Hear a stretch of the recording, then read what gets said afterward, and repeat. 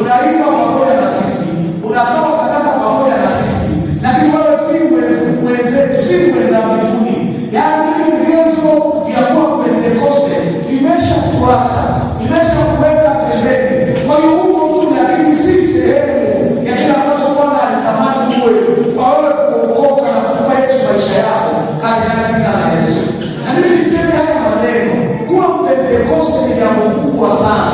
Kuokoka ni jambo kubwa kuliko kawaida. Inaweza kubadilisha kabisa historia ya maisha yako. Hatutazamii ubakie kama ulivyokuwa kabla ya kuokoka, baada ya kuokoka.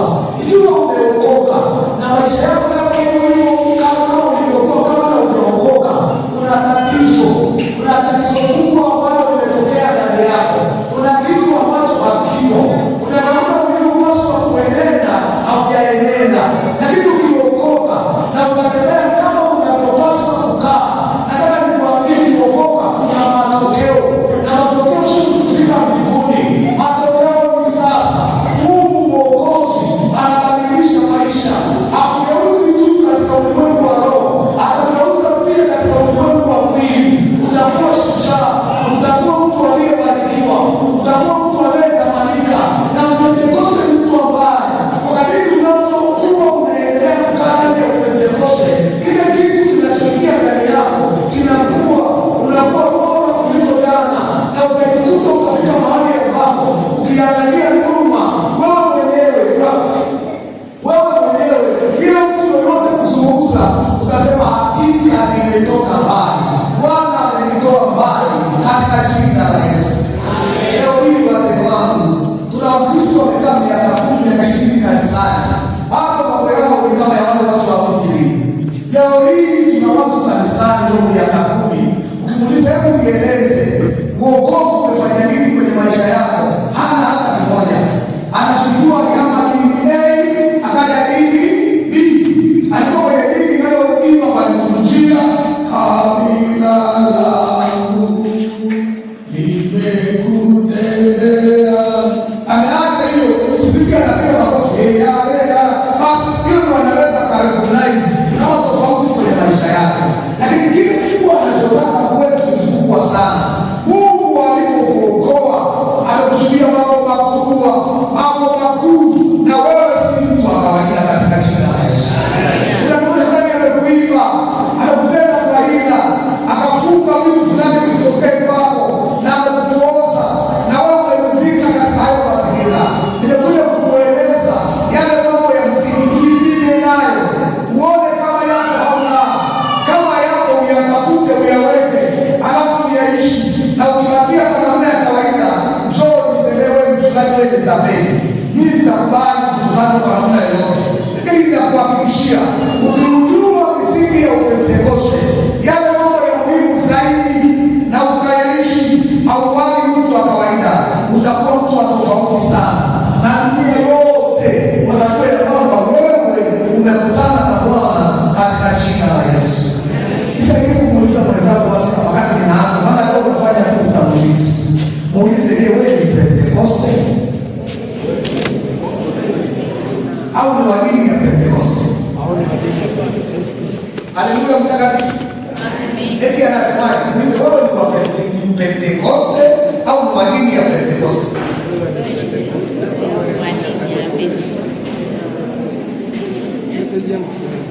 Haya, tuendelee sasa. Jambo la kwanza nataka tuliangalie kwa pamoja, nataka kujibu hili swali. Pentekoste ni nani? Yule ni Pentekoste. Eti Pentekoste ni nani? Osha mkono tu kama unaweza kusaidia. Tuko darasani. Tutanichekesha kama kweli hakuna mtu mmoja anaweza kujibu swali. Unaposikia kwamba huyu mtu ni Pentekoste, huyu ni Pentekoste, unapata picha gani? Pentekoste ni nani? Tekitaka sisaishi, hamna maksi ya wewe hivi unaweza. Pentekoste ni nani? Pentekoste ni mtu aliyemwamini Yesu kwa Bwana kukuza maisha yake. Ni mtu ambaye alianza na upigeni kama makofi basi. Jamani, haleluya. Ametueleza kwa umakini kwa kiwango ambacho sikaji hata mwingine aongeze, kwamba Mpentekoste ni mtu ambaye amemwamini Yesu kama Bwana na Mwokozi wa maisha yake, lakini amejazwa na Roho Mtakatifu. Kujazwa kwa Roho Mtakatifu ninapokunena hapa sio tu kule kunena kwa lugha. Maisha ya huyo mtu yamebadilika, anatembea, anaenenda kama Roho Mtakatifu anapomuongoza kuenenda. Kwa hiyo Pentekoste ni mtu anayeongozwa na Roho. Pentekoste sio mtu anayesali kwenye kanisa la Pentekoste. Kwenye makanisa ya Pentekoste leo tuna watu ambao ni wa Pentekoste na wengine ambao si wa Pentekoste. Wako watu ambao usiku maisha yao ni mengine na mchana maisha yao ni mengine. Wako watu ambao wakiwa na wenzao kanisani wana maisha ya aina nyingine, lakini ukiwakuta kwenye mitaa yao kule mitaani kwao ni watu wenye sura nyingine. Ninapozungumza Pentekoste hatumaanishi tafsiri ambayo inaweza ikawa na tafsiriwa kule duniani. Hapa tunamzungumza mtu ambaye kwa uhalisia amejazwa Roho Mtakatifu, kwa uhalisia amempa Yesu Kristo maisha yake. Kwa hiyo Yesu ni Bwana na Mwokozi wake. Kama wewe unajiita Pentekoste lakini Yesu si Bwana na Mwokozi wa maisha yako, maana yake wewe ni tapeli, si Pentekoste. Wa Pentekoste ni watu ambao kwa hiari yao wamempa Bwana Yesu Kristo maisha yao ili Bwana awe Bwana na Mwokozi wa maisha yao. Na ninaposema Yesu kuwa Bwana na Mwokozi wa maisha yako, naomba uniangalie sawasawa. Sio jambo rahisi. Kama Yesu ni Bwana, maana yake anakumiliki. Maana yake chochote unachokifanya ni kile ambacho kinaagizwa na Yesu kwenye maisha yako. Maana yake unaishi maisha ya kumfanania Yesu. Hauenendi kama unavyosema, kama unavyotaka. Unaenenda kama Kristo anavyotaka ndani yako, katika jina la Yesu. Hili neno Bwana maana yake ni mwenye mamlaka ya juu kabisa kwako, yule ambaye anayaongoza, anayatawala maisha yako. Kwa Kiunani wanatamka Krios, maana yake ni boss. Yeye anachozungumza neno lake kwako ni amri. Akisema acha, unaacha. Akisema fanya, unafanya, hata kama ni ngumu. Akisema acha, unaacha, hata kama unapenda sana hicho alichokuambia acha, kwa sababu Bwana amesema acha, unaacha. Na akisema tenda, unatenda, hata kama kiko kwenye mazingira ya hatari, kwa sababu Bwana ndio amesema tenda, unatenda. Kwa hiyo kumfanya Yesu kuwa Bwana si neno rahisi tu. Sio tu kusema Yesu ni Bwana na Mwokozi wangu, ni kukubali mabadiliko na ndani ya maisha yako, kuyaacha maisha ya kale na kugeuka na kuamua kutembea kwenye mstari ule ambao Bwana anautaka, ili maisha yako yaonyeshe zile njia ambazo Yesu anazisema katika neno lake, kwa kuyakataa anayoyapinga na kuyakubali anayoyataka. Jamani, haleluya! Lakini huwezi kufanya haya mambo mwenyewe. Haiwezekani ukamfanya Yesu kuwa Bwana na Mwokozi wa maisha yako kwa vitendo, kwa akili zako. Hapa ndipo Pentekoste unapotofautiana na dini nyingine. Unahitaji nguvu ndani yako, unahitaji neema ya Mungu ndani yako. Maana unapotembea katika dunia hii, kusema utaliishi neno la Kristo, utamuishi Kristo kwa akili tu, kwa kujifunza tu, haviwezi kutokea. Unamhitaji sana Roho Mtakatifu awe na uhusiano wa moja kwa moja na wewe. Kwa hiyo unampa Yesu Kristo nafasi ya kuwa Bwana na Mwokozi wa maisha yako. Lakini kana kwamba haitoshi, unahakikisha ya kwamba unaye Roho Mtakatifu. Hakuna Ukristo ulio sahihi bila nguvu ya Roho Mtakatifu. Udhani ya kwamba unaweza ukawa mtu Kristo sahihi kwa akili yako tu, kwa nguvu yako, kwa uzoefu ulio nao, unajidanganya. Uwezo wa Ukristo ulio hai unatokana na Roho wa Kristo ndani yako. Kwa hiyo ili mambo yako yaende simple na haraka, baada ya kumfanya Yesu kuwa Bwana na Mwokozi wa maisha yako, unajenga uhusiano wa karibu, uhusiano wa moja kwa moja kati yako wewe na Roho Mtakatifu, katika jina la Yesu. Jamani, haleluya! Mimi ningeweza Maneno moja rahisi hapa. Jamani, Bwana Yesu asifiwe. Kwamba utakatifu ni sehemu, ni jadi ya maisha ya mtu aliokoka. Na ninaposema utakatifu ni kuishi mbali na kila kitu kilicho kinyume na mapenzi ya Mungu.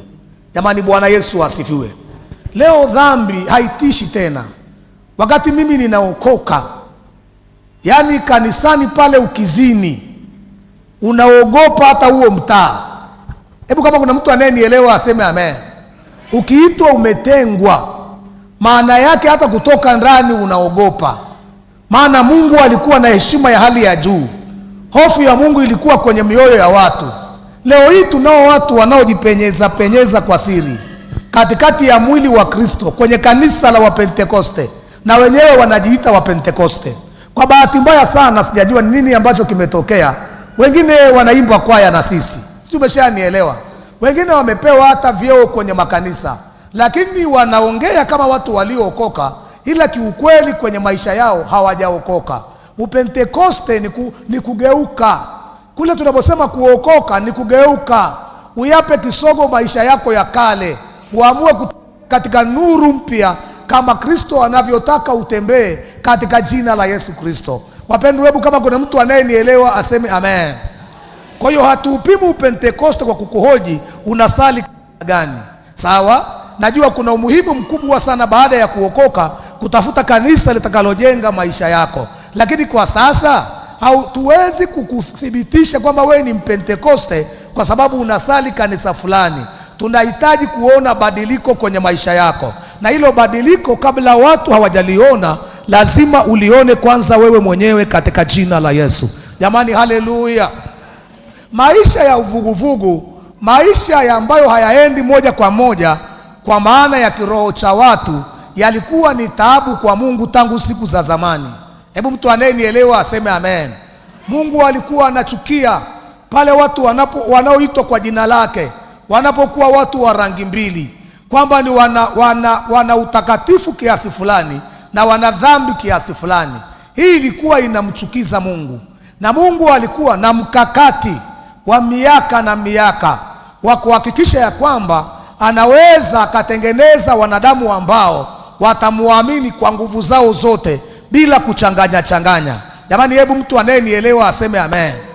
Na hii project ya Mungu ilikuwepo tangu Agano la Kale.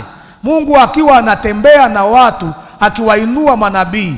Kuna mahali inaanza, inafika mahali wanapoteza, wanaanza na Mungu tena anafika mahali wanapoteza, lakini ukamilifu wa ile project yake kwamba atainua kizazi ambacho anaweza akakitegemea, ilikuwa ni kumpeleka Roho Mtakatifu kwa watu wote. Hebu mtu anayenielewa aseme amen.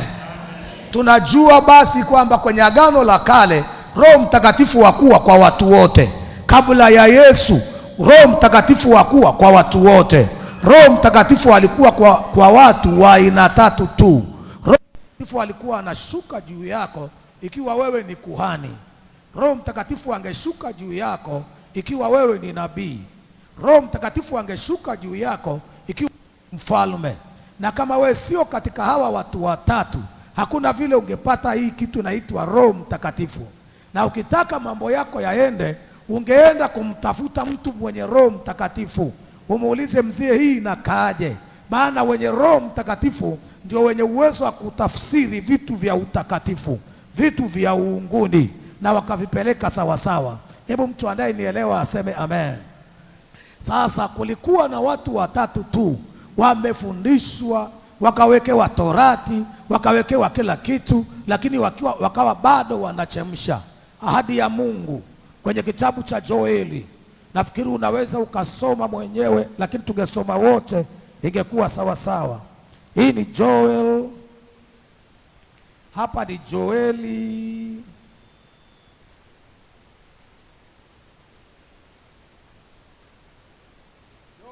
sura ya 2 mstari wa 28 na 29. Si mtu mmoja asome kama naweza kwenda haraka haraka.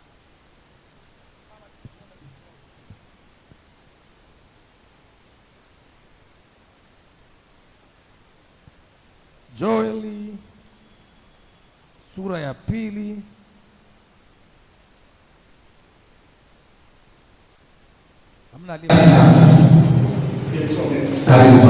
Hata itakuwa baada ya hayo ya kwamba nitamimina Roho yangu juu ya wote wenye mwili, na wana wenu waume kwa wake watatabiri, wazee wenu wataona ndoto, na vijana wenu wataona maono. Tena juu ya watumishi wangu wanaume kwa wanawake, katika siku zile nitamimina Roho yangu. Asante.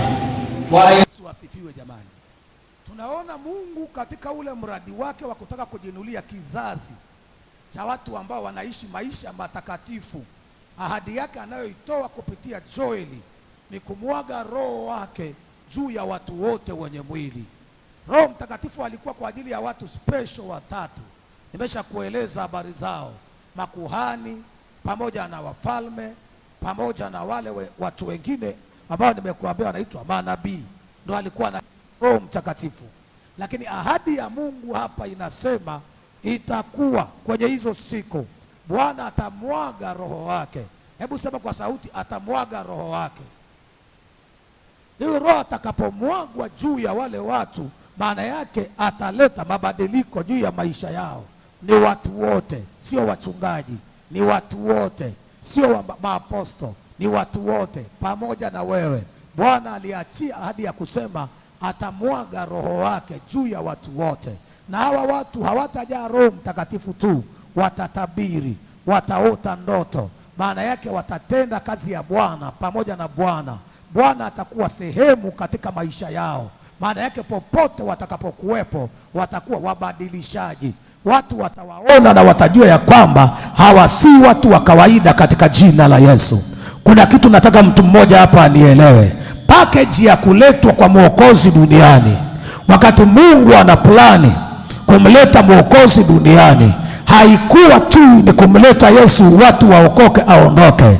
Alijua ya kwamba kugharamia kumleta Mwokozi kwa gharama kubwa kiasi kile, kwa kiasi cha kuutoa uhai wa mwana wa Mungu, alafu ukawaacha wale waliopokea uokovu wakae hivyo hivyo, ni hasara. Maana ile nguvu ya uokovu haiwezi kuishi ndani yao kwa akili zao.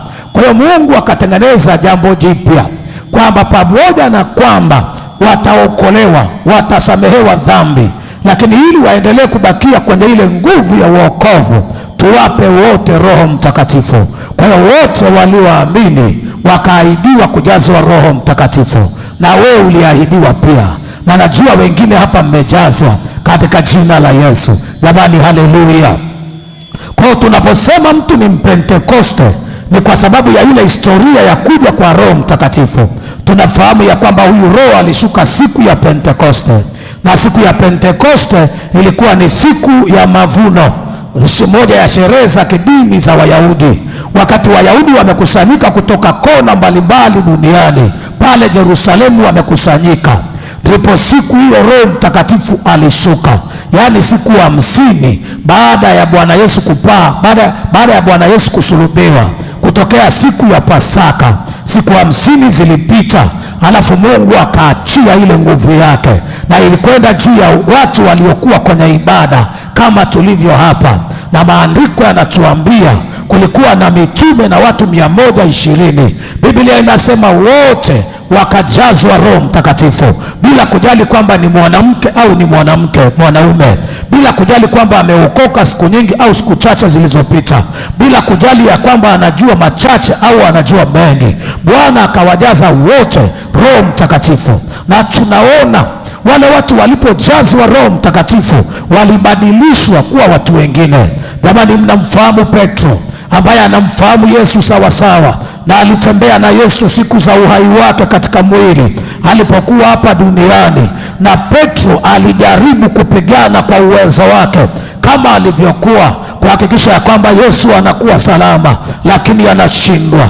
Na kati ya watu waliokuwa na simanzi ya kufa kwa Yesu, kati ya watu waliochanganywa na kifo cha Yesu, kati ya watu ambao kifo cha Yesu kiliwaharibia mudi, basi ni pamoja na huyu kaka anayeitwa Petro. Unajua, Petro alikuwa amempa Yesu ahadi, akamwambia hautauawa kwa vyovyote mpaka mimi nife, tapigana mpaka saa ya mwisho. Na Yesu alikuwa anajua ile game aisi, akamwambia Petro, hebu kaa nyuma yangu shetani. Shetani sio Petro, lakini ni yale maneno. Akamwambia, kaa nyuma yangu, maana kikombe alichonipa baba yangu inanipasa nikinywe. Kwamba ilimpasa Yesu afe ili wokovu upatikane katika jina la Yesu. Jamani, hebu anayenielewa aseme amen. Na unajua kile kilichotokea, watu wanamlaumu Petro, wanasema una Yesu kama Petro. Petro hakuwa lele mama, hakuwa ovyo ovyo kama unavyodhani. Alikuwa anamaanisha, unanielewa anapomwambia Yesu, yani hakugusi mtu mpaka ni uwawe. He was meaning the business. Alikuwa anamaanisha kutoka ndani ya moyo wake, na ni kweli alikuwa tayari kufa. Na Yesu alipopuuza neno lake, Petro aliendelea kuwa ngangari.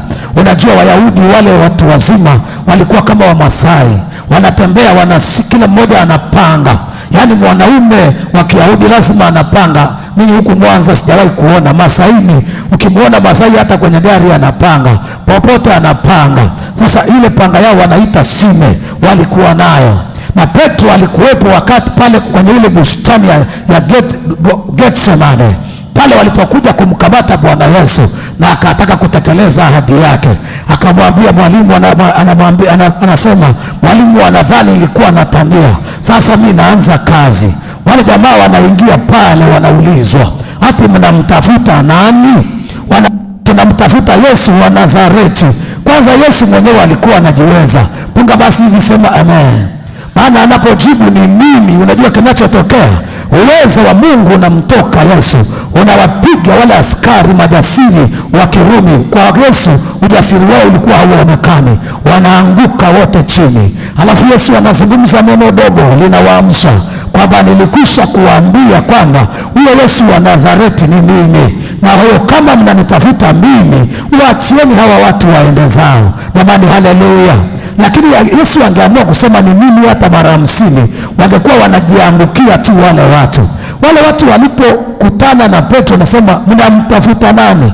Yesu wa Nazareti ni mimi. Petro hakupoteza muda, akachomoa panga, akalenga kichwa cha mtu. Hebu mtu anayenielewa aseme amen. Bible nasema yule kijana alikuwa anaitwa Malkas, mtumishi wa kuhani mkuu wa ile serikali wa watu waliotumwa. Alikuwa pale askari. Jamaa akanyoosha panga, alikuwa anataka shingo yake. Alikuwa hataki utani. Petro, unamkamataje mwalimu? Unakujaje rahisi namna hii kucheza na mwalimu wangu? Akanyoosha panga namna hii ili agawanye shingo yake chini. Jamaa naye kidogo alikuwa na ujuzi, akakwepa. Alipokwepa ile panga ikagusa sikio, ikaondoka na sikio la jamaa likadondoka chini. Hebu anayenielewa aseme amen.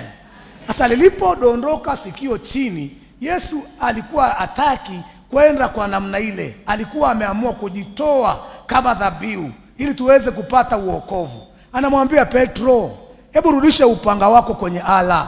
Kikombe alichonipa baba si imenipasa nikinywe? Anamwambia mahali pengine, kama ningetaka naweza nikaagiza vikosi 12 vya malaika majeshi yale vikaja kunipigania.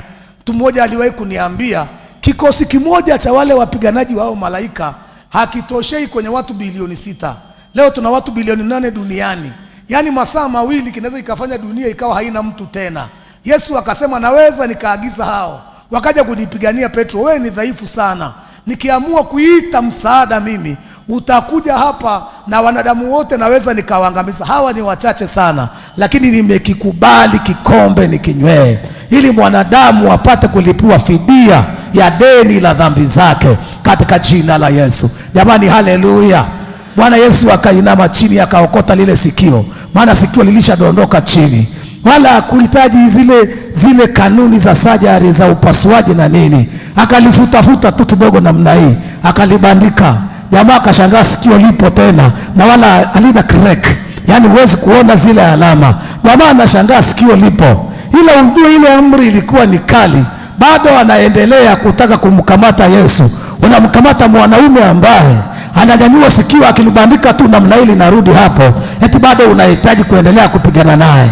Nikasema ningekuwa ni mimi, sikio nimeliona chini, damu zimetoka sawa sawa, nimerudishwa namna hii, hiyo njia ningepita sijui ni wapi ningetokea. Maana huyo sio mtu, lazima ana Mungu. Huyo ana uwezo wa kiungu katika jina la Yesu.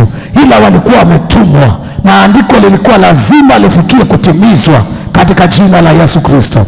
Jamani, Bwana Yesu asifiwe. Kwa hiyo hapa alipofika mahali Yesu anapelekwa, anawekwa kwa baraza, anatendwa nini? Petro bado alikuwa anaamini maybe muujiza utatokea, labda hao wanaomkamata watashindwa kuongea, labda wanavyompiga ile fimbo itageuka itakuwa karatasi, labda wanapomchoma mkuki ule mkuki utageuka hautafanya kazi. Lakini kwa sababu ilikuwa imeandikwa, kila kitu kilifanya kazi, maana ilimpasa Yesu ateseke na ili afe afufuke, mimi na wewe tupata kuokolewa katika jina la Yesu Kristo. Jamani, haleluya. Na ndio maana yale mambo yalitimizwa. Lakini kwa Petro alikuwa na wakati mgumu sana, kwa sababu huyu jamaa amekataa nisimpiganie. Mbona anakamatwa kama watu wengine? Huyu jamaa amekataa nisikatekate wale jamaa. Mbona mashtaka yao yanafanya kazi? Mbona kila kitu wanachokitaka kinaenda kama kawaida? Ni nini ambacho kinatokea? Alikuwa kwenye wakati mgumu Petro, akijiuliza maswali, maana alidhani kwa sababu Yesu hataki kupiganiwa basi hakuna atakayemweza. Lakini kusudi la Yesu ilikuwa ni kuyakubali yale mateso. By the way, mwisho wake mimi na wewe tupate kuokoka kama ilivyo leo katika jina la Yesu Kristo. Jamani, Bwana Yesu asifiwe. Kwa baada ya Yesu kufa akazikwa, wanafunzi walikuwa na hofu ya hali ya juu. Petro alikuwa anajiuliza, naanzaje maisha mapya sasa? Nilishasema yule ni Bwana na Mwokozi wangu. Wamemuua tena vibaya, kifo cha laana, alaba. What next? Sasa itakuwaje? Naanzaje haya maisha? Anafikiri kila upande alafu hapati matokeo. Hebu mtu anayenielewa jamani aseme amen. Aliposikia amefufuka Petro, Yesu amefufuka, tukiondoa wale wamama waliokuwa wa kwanza kuwahi kwenye kaburi, mwanaume wa kwanza kufika kaburini na kuprove Jesus, Yesu amefufuka, alikuwa ni Petro. Jamani, Bwana Yesu asifiwe. Na akaonana na Yesu, akasema labda amekuja sasa ataweka mambo sawa. Unanielewa eh? Labda hafi tena, maana huyu jamaa amefufuka, ataweka mambo sawa. Tunamgia mtaani kivingine tena kama alivyokuwa zamani. Amekaa nao kwa muda wa siku 40. Zinapokaribia siku za kuondoka kwake pale kwenye mlima wa mgeuko, Yesu anawaambia imenipasa niondoke, natakiwa niende kwa Baba, haleluya, ili nikawafanyie mambo fulani fulani. Petro anajiuliza, what? Unaondoka tena? Na tumeshapata angalau faraja. Sasa mzee itakuwaje? Akaba, Petro, nisipokwenda hamtaletewa yule msaidizi, na ninyi hamuwezi kupambana na hii hali kwa nguvu zenu. Ngoja kwanza niende, lakini ninawaahidi nitampeleka kwenu msaidizi ambaye atakuwa mfariji, mwalimu na kiongozi wenu, na mambo yenu yatakuwa mepesi katika jina la Yesu. Petro akakubali tu, hawana jinsi. Walimuona mwanaume akinyanyuka akienda zake, maana walimuona kwa macho. Hebu sema walimuona. Lakini bado hofu haikwisha, wakarudi ndani. Kitu cha tofauti cha kabla Yesu hajafufuka mara ya kwanza na cha baadaye. Baada ya wale wanafunzi kuachana na Yesu, hawakwenda kulala tena. Walianza maombi yasiyo na mwisho, na ajenda yao kuu ilikuwa ni moja: Baba, peleka ile nguvu uliyosema. Bwana Yesu, leta yule msaidizi. Si ulisema utaleta msaidizi? Hii hali bado hofu ni kubwa, bado jumuiya haituelewi, tunatamani kufanya kitu kingine. Achilia ile neema ambayo ulisema utaiachia. Na ilikuwa ni siku 10 tu baada ya Bwana Yesu kuondoka, akasikia maombi yao na akampeleka huyo anayeitwa Roho Mtakatifu. Na tunaona kupelekwa kwa Roho Mtakatifu kulibadilisha kabisa maisha ya wale wanafunzi wa Yesu ambao tunasema kwanza walikuwa wameokoka. Jamani, Bwana Yesu asifiwe. Suna habari Petro alimkana Yesu mpaka mara 3, lakini Petro ni wa kwanza kutoka nje na anaongea na wale watu bila wasiwasi.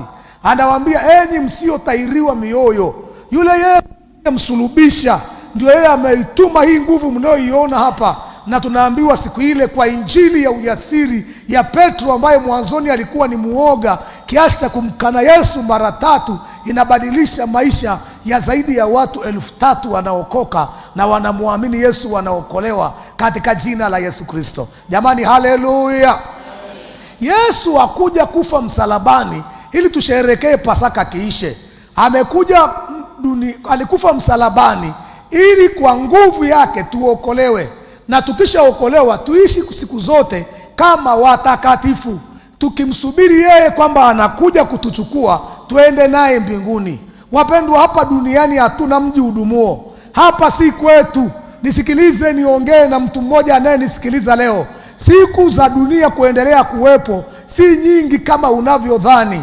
Bwana Yesu anarudi. Haya maneno yamesemwa na watu waliopita, lakini naongea na mtu mmoja aliyeko hapa. Bwana Yesu anarudi. Siku za kanisa la Kristo kuendelea kuwepo duniani si nyingi tena kama ulivyokuwa unadhani, na Yesu anakuja kuchukua kanisa lake, na kanisa ni wa Pentekoste. Unajua Upentekoste ulikuwepo kabla ya Ukristo. Jamani, Bwana Yesu asifiwe. Tunaambia watu waliitwa wa Kristo kwanza. Jamani, huko wapi waheshimiwa? Huko sijui wapi, lakini watu waliitwa wa Kristo kwanza huko sijui wanaita Antiokia. Lakini wakati wanaitwa wa Kristo kulikuwa na Wapentekoste tayari. Watu wanasema Upentekoste ni dini ya juzi, wamechemka. Upentekoste ni wa zamani kuliko hata Ukristo. Haleluya!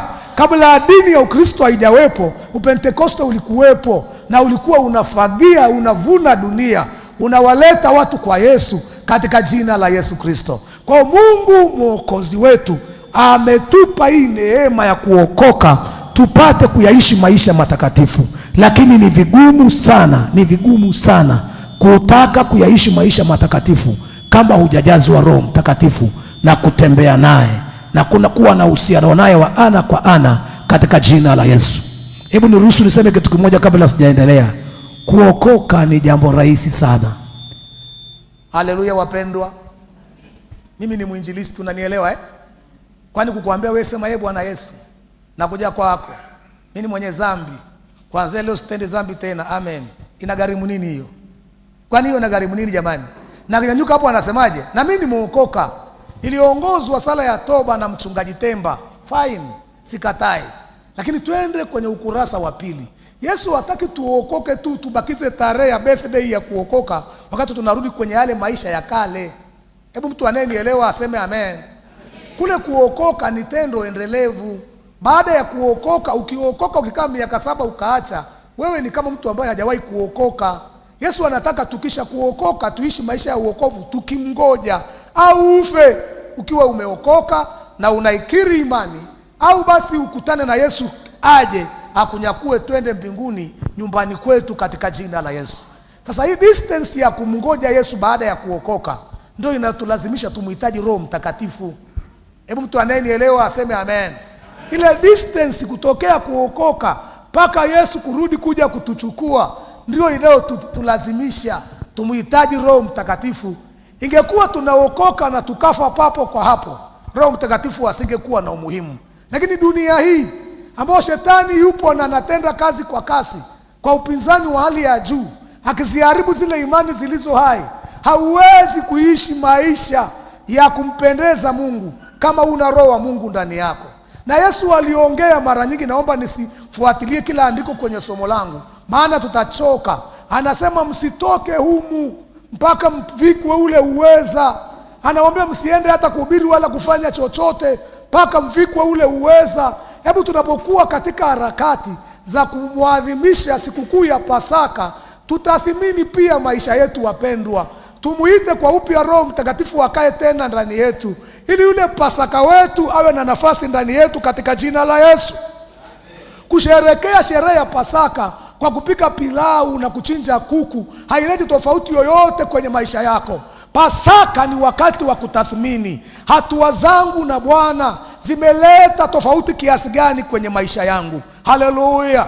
Na ile tofauti itapatikana tu ikiwa utampa Roho Mungu nafasi ndani yako akuongoze. Usijiongoze wewe, usiruhusu hisia zako zikuongoze. Hata uokovu wa kijanja janja, hata uokovu wa kuhisi. Tunahitaji watu waliojazwa Roho wa Bwana, ambao popote wanapokuwepo, hata kama usipowaambia watu habari zako, watasema hakika huyu ni mtu wa Mungu. Maana mtu ambaye Roho wa Mungu anaishi ndani yake, mabadiliko yanakuwa dhahiri, sio ya kutafuta katika jina la Yesu Kristo. Jamani, haleluya. Pasaka iliyo kubwa kuliko zote ni kukaa mahali utafakari habari ya Yesu aliyekuokoa. Kwa nini Yesu aliniokoa? Aliniokoa ili niondoke kwenye dunia, nije kwenye maisha ya utakatifu, niachane na zile njia zisizo haki, niachane na uovu na dhambi, nijitenge na dunia iliyoharibika, niwe balozi wake, niwe barua yake, niwe picha yake hapa duniani. Haleluya! Hiyo ndio maana ya Pasaka, tunayatafakari hayo. Halafu unakuja kwenye phase 2 ya tafakari yako. Haya Yesu anayoyataka kwangu, ninayo kwa kiwango gani? Bado mimi ni mwaminifu kwa Yesu? Bado dhambi iko mbali na mimi? Bado mawazo yangu yanampendeza Bwana? Bado njia zangu zinampendeza Bwana? Au nimetekwa, ninaishi kwa kufuata mambo ya dunia kama watu ambao hawajawahi kuokoka? Na ukikuta kuna mahali ambako hapako sawa, ndio wakati wa kutengeneza. Tunapomkumbuka Yesu aliyesulubiwa, uokovu ambao uligharimu gharama kubwa sana, ukagharimu uchungu na mateso ya maisha ya Bwana Yesu Kristo, ili wewe mtu mmoja tu mdogo kama mimi upate kuokolewa. Unatendaje kwa habari ya ule uokovu? Maisha yako yanaonyesha picha gani kwa habari ya ule uokovu? Bado unaishi kimzamzaa au unamaanisha kuokoka? Haleluya! Na tukiwa na watu wanaomaanisha kuokoka, dunia itabadilika. Tukiwa na watu wanaomaanisha kuokoka, dunia yote itamrudia Kristo. Na hakuna uwezekano wa kuwa na watu wenye maisha ya kuokoka kama hatujampa Yesu Kristo nafasi ndani ya mioyo yetu, awe Bwana na Mwokozi wetu, katika jina la Yesu Kristo. Lakini hiyo haitoshi, lazima ujazwe na Roho Mtakatifu. Hapa ndipo tunakutana na ule umuhimu wa kujazwa Roho Mtakatifu. Jamani, Bwana Yesu asifiwe. Unajua siku za nyuma, sijui kama nitakuwa naongea sawa, sijui kama unafurahia au vipi, lakini ngoja niseme maana kiko moyoni mwangu. Siku za nyuma, mambo tunayoyaona leo makanisani, labda kwa sababu ninyi huku mnakaa kwenye taasisi kubwa ya kiroho, wachungaji kama wote wa kutosha, lakini mimi naishi huko mtaani, naona shida. Yaani ukitafuta uokovu ndani ya watu, una scratch. Hivi niko sawa au siko sawa? Niko sawa au siko sawa?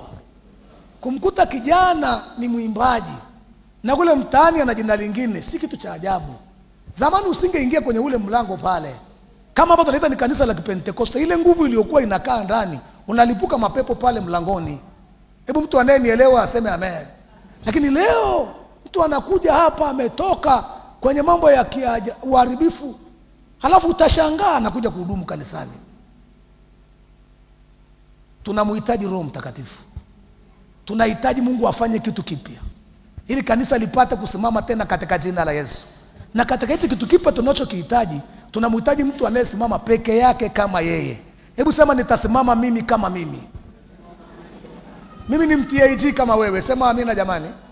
Lakini si wakati wa kusema sisi TAG. Sema wewe unasimamaje mbele za Bwana?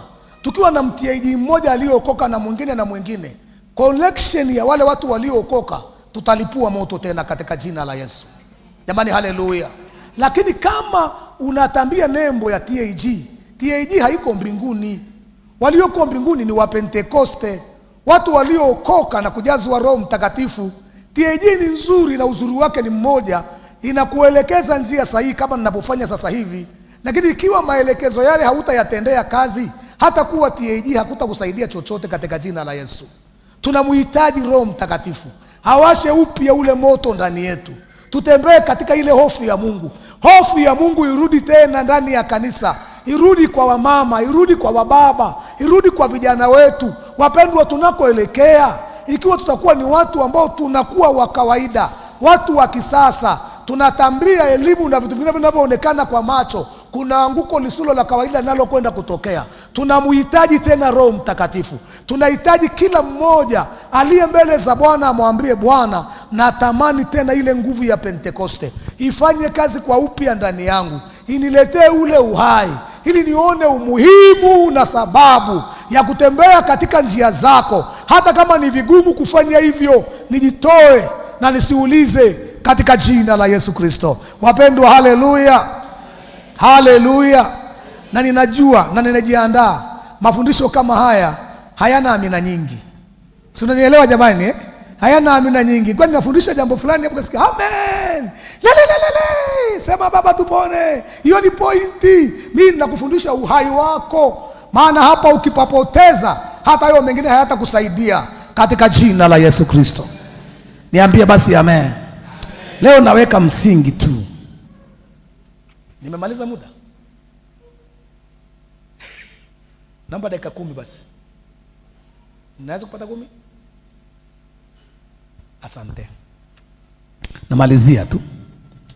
Niongee kidogo kuhusu sifa za Mkristo Mpentekoste. Mkristo Mpentekoste anapimwa kwa zile sifa za kiroho. Na sio swala tu la kusema ya kwamba huyu ni Mpentekoste kwa sababu anasali kanisa la Kipentekoste. Twende haraka haraka tukaangalie zile sifa.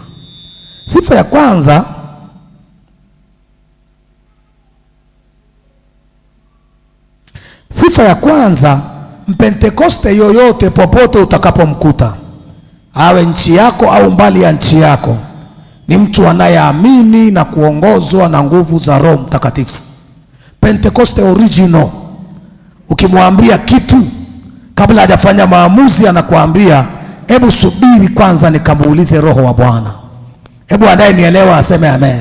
Huyo ndo Mpentekoste original. Subiri kwanza nikamuulize Bwana. Binti original wa Kipentekoste, kijana umemkabili, umemchumbia, amekusikiliza, umetoa mashairi yako, umemaliza, kabla hajakujibu neno atakalo kuambia tu la kwanza linalotokea pale, subiri nikamuulize kwanza Bwana, ngoja nikamuulize Roho wa Bwana. Wa Pentekoste wanaongozwa na Roho. Ukiwa umejazwa Roho Mtakatifu, Roho Mtakatifu sio kitu, ni mtu. Anakuwa hai ndani yako, anaongea, anatoa maelekezo, anakuambia hiki hapana, anakuambia hiki sawa sawa. Kwa hiyo huyu Pentekoste ni mtu ambaye kwa vyovyote anaongozwa na Roho Mtakatifu. Sauti ya Roho Mtakatifu iko fresh ndani yake masaa yote, katika jina la Yesu. Wapendwa, Bwana asifiwe. Huu muda wenu ni tatizo, kwa hiyo nimalize hapo kwanza. Namba ya pili, huyu Pentekoste ni mtu ambaye anachukia dhambi. Pentekoste yoyote, kule nyuma unanisikia sema amina. Pentekoste yoyote, moja ya tabia ya Mpentekoste, anaichukia dhambi. Popote anapoiona dhambi,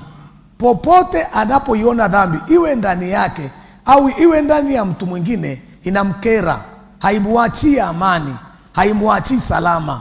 Hebu mtu anayenielewa jamani aseme amen. Sasa ukimkuta mtu anayecheza na dhambi, maana yake Upentekoste hauko ndani yake. Kikawaida, punga hivi sema amen. Yule kaka amechangia akasema Pentekoste ni mtu ambaye kwanza ameokoka, lakini pia amejazwa nini jamani? Roho Mtakatifu. Hivi vitu vikiwa ndani yako, vikiwa hai, kuna signal ya kimungu. Hebu sema signal ya kimungu. Ukifanya kitu ambacho si sawa sawa, kuna alamu ndani inapiga. Kabla hata mchungaji hajakuita akwambie wewe pale ulitenda dhambi, kuna alamu ya Roho Mtakatifu anakaaga huko ndani ya mtu. Jamani, Bwana Yesu asifiwe.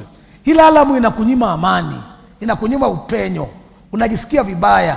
Wewe ukiona unamtukana mtu alafu unaondoka huko salama, unasema uongo alafu unaondoka huko salama, unafanya mauzauza unaondoka huko salama, unapiga utapeli unaondoka huko salama, wewe ulishakufaga kiroho. Hebu mtu anayenielewa aseme amen. Kwenye Upentekoste dhambi haiwezi kuishi. Kwenye moyo wa mtu aliyookoka dhambi haiwezi kuishi. Iingie baya au kwa kawaida, ile dhambi haiwezi kukuacha salama. Itakuhangaisha mpaka upambane nayo uitoe ndani. Hii ndio maana ya nguvu ya Upentekoste. Jamani, Bwana Yesu asifiwe. Bwana Yesu asifiwe. Pentekoste hawezi kumuona mtu anatenda dhambi na ni mshirika mwenzake akamuacha, atamwambia, na asipomwambia ataenda kwa mchungaji amwambie msaidie fulani ana shida. Wewe unaona kijana kabisa ana kademu, kijana kabisa ana kabuzi, alafu unaficha eti dada acha noma bana mshikaji, anakuambia mimi sitaki ushahidi, na yule mtu yuko kanisani naendelea kuharibu watu, alafu unasema wewe ni Mpentekoste. Anayeficha dhambi ni mwenye dhambi hata kama hajaitenda. Hebu mtu anayenielewa aseme amen. Popote dhambi inapokuwepo, Pentekoste haiwezi kumpa amani, yaani atakoma nayo mpaka hakikisha imeondoka. Jamani, haleluya. Unajua kuna watu ambao kwa asili ni wachafu, ni wasafi, na kuna watu wanaolazimishwa kuwa wasafi. Ulize mwenzako, wewe uko upande gani? Mtu msafi kama anatembea barabarani gari likamrushia mauchafu pap, anaenda nyumbani kuvua zile nguo anavaa nyingine. Hebu mtu anayenielewa aseme amen. Maana hawezi kuapia mbele ya watu akiwa mchafu. Lakini mtu ambaye uchafu upo ila analazimishwa na mazingira kuwa msafi, anafuta, anasema hamna shida bana, hamna shida, tutacheki baadaye. Jamani, wapo au hawapo? Wapo au hawapo? Sasa mtu ambaye original ni mtakatifu, hangojei mchungaji amuite kikao akayatengeneze maisha yake aliyoyaharibu mwenyewe. Yeye mwenyewe anapambana kuondoa kilichoingia ndani. Akiona haitoshi anaenda kumtafuta mchungaji, mchungaji nisaidie, nasikia vibaya, nimefanya dhambi, naanguka. Na mchungaji anasaidiana naye, maana anajua utakatifu ni sera mama ya mtu aliyeokoka. Jamani, haleluya. Lakini wewe unatenda dhambi unasikia fresh, unatenda dhambi unasikia fresh, halafu unajipamba huko fresh, umeharibikiwa wewe. Kuokoka ni kuchukia uovu, ni kuchukia dhambi. Na hii ukiwa na Pentecost original ni kitu ambacho kinaishi ndani yako automatically katika jina la Yesu Kristo. Jamani, Bwana Yesu asifiwe. Lakini pia tabia nyingine au sifa nyingine ndani ya Pentecoste, kuna kiu ya kuitenda kazi ya Mungu. Pentecoste original ni mtumishi wa Mungu. Hebu punga hivi, sema mimi ni mtumishi wa Mungu. Jamani, mbona sasa hamsemi? Sema kwa sauti, mimi ni mtumishi wa Mungu. Sema tena, mimi ni mtumishi wa Mungu. Sasa unatumika katika eneo gani kwa Mungu wako? Mtu wa halisi aliyeokoka ambaye ni Pentecoste hawezi kukaa kanisani anapasha tu kiti moto. Kwanza, utumishi wa kwanza, anahubiri injili kuwaleta watu kwa Yesu. Nimepewa taarifa hili kanisa sasa hivi lina watu wengi sana. Ninashika maiki ningewapigia makofi wote. Na walimu mnafanya kazi nzuri. Pamoja na ualimu lakini mnatenda kazi ya uchungaji. Mungu awabariki sana. Na washirika wote nawapongeza, sema amina. Lakini swali langu ni moja. Walikuwa watu 5, watu 20 hapa mwanzoni. Si ndio wapendwa? Sasa hivi wako 100 ngapi? 300. Sifa kwa Yesu. Katika wale 300 wewe umeleta wangapi? Kujifurahisha tu kwamba asante kanisa letu linaongezeka, hakuna credit yoyote kwako. Lazima katika ile ongezeko na wewe uwe na athari kwamba katika 300 5 ni watoto wangu wa kiroho, niliwaleta mimi. Huu ndio utumishi. Mbona hamsemi amen? Katika kadhaa mimi nilifanya jambo fulani. Hii ndio tunayoita, maana yake ndicho tunachokiita kumtumikia Mungu. Katika eneo la kwanza, utumishi wa lazima ni kushuhudia. Zamani ukitaka kujua kwenye hili gari kuna Pentecoste, usingeuliza. Yaani Pentecoste akiingia ndani ya basi, kelele mpaka mwisho wa safari. Leo hii jamani, labda hata sijui niongee lugha gani, tunamhitaji Mungu arudishe ile nguvu ndani yetu. Tushuhudie majirani zetu, tushuhudie watu tunaofanya nao kazi, tushuhudie watu tunaokutana nao barabarani na masokoni, tuwaambie habari za Yesu. Maana hili ni agizo, tutaizungumza baadaye hiyo, katika jina la Yesu Kristo. Jamani, Bwana Yesu asifiwe. Lakini hata tunapokuja kanisani panapendeza namna hii. Wewe kama mtu uliokoka na Mungu ni baba yako, haiwezekani ukadai baraka na hakuna chochote ulichokifanya. Viti vimepangwa vizuri, vimefutwa. Mbona usemi amina? Sakafu imesafishwa, inapendeza. Wachungaji wapo na wamevaa vizuri.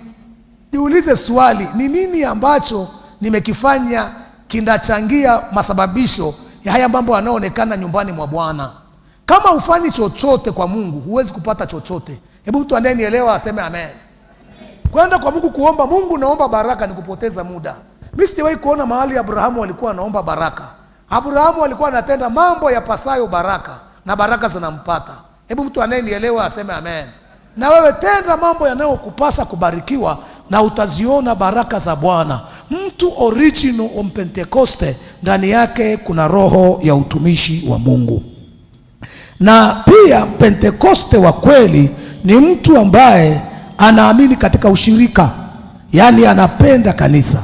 Popote anapokwenda atasali, atatafuta mpaka wapate washirika wenzake, aende akasale pale. Anataka kukusanyika. wanasema ndege wanaofanana, wapendwa, wanarukaga pamoja. Ukishamuona mtu ambaye ni mshirika tu hapa Lake Victoria, lakini akienda Shinyanga hasali mpaka arudi miezi 6, huyo sio Mpentekoste. Bwana useme amen. Huwa kuna wakati napigiwa simu na marafiki zangu wa mikoani, wananiambia Pastor Temba, kuna mshirika wangu amekuja hapo, ameokoka, ni fulani, hebu nipe namba yake. Ananipa, naenda kumtafuta.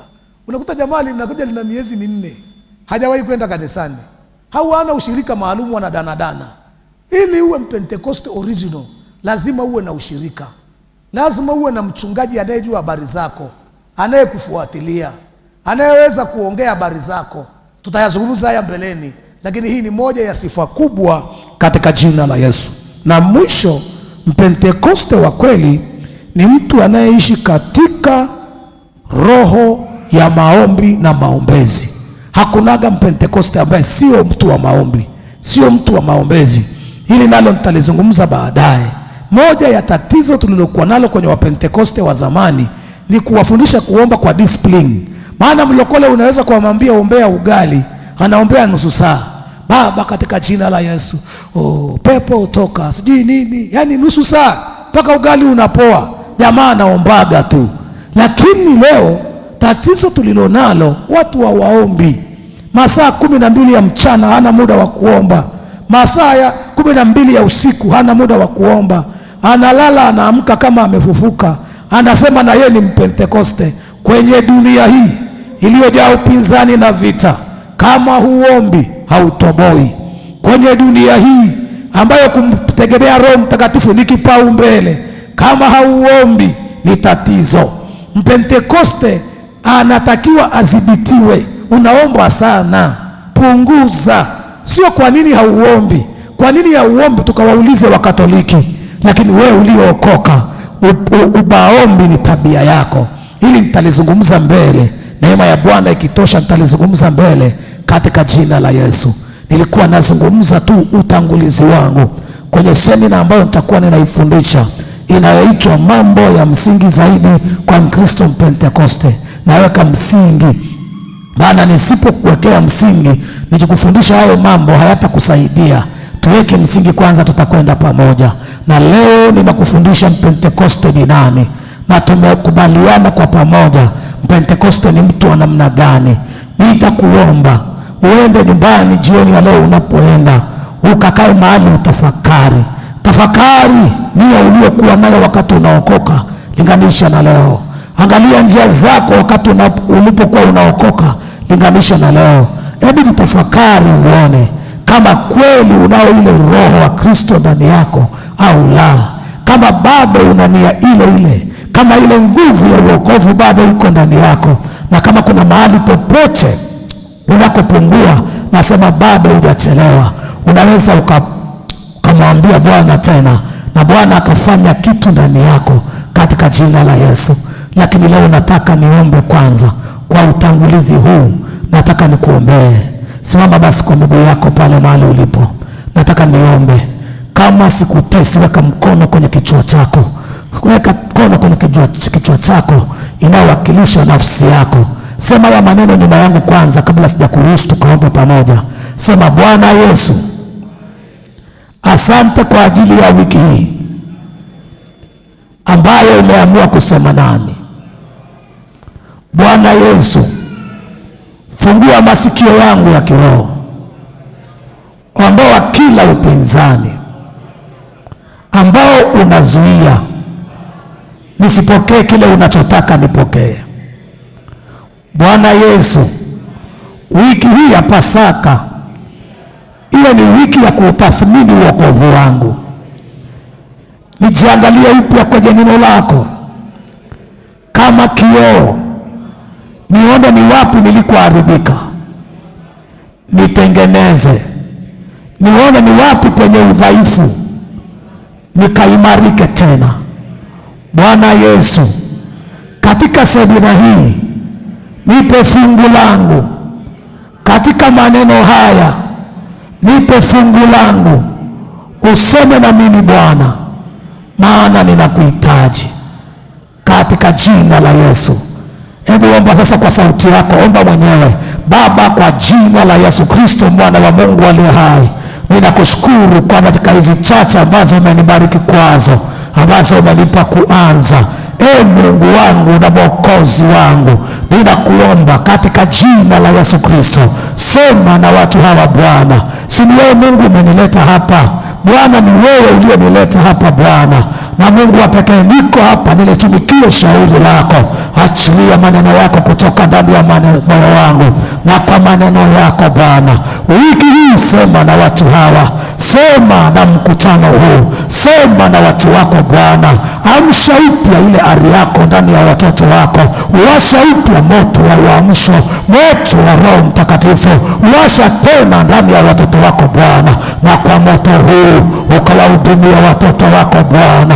Walio wagonjwa wapokee uzima, waliovunjika moyo warejezewe nguvu tena, waliokata tamaa Bwana ukaseme nao. Bwana asante, maana kuna kitu unakwenda kukitenda hapa. Utajiinulia mashujaa wasio na kawaida, wasio na nguvu za kawaida, watakaofanya mambo makubwa katika maeneo mbalimbali. Uinuliwe wewe Mungu wangu na Baba yangu, na maadui zako washindwe, na wanaokuchukia watawanyike, katika jina la Baba na Mwana na Roho Mtakatifu. Baba, ninaomba na ninashukuru. Haleluya.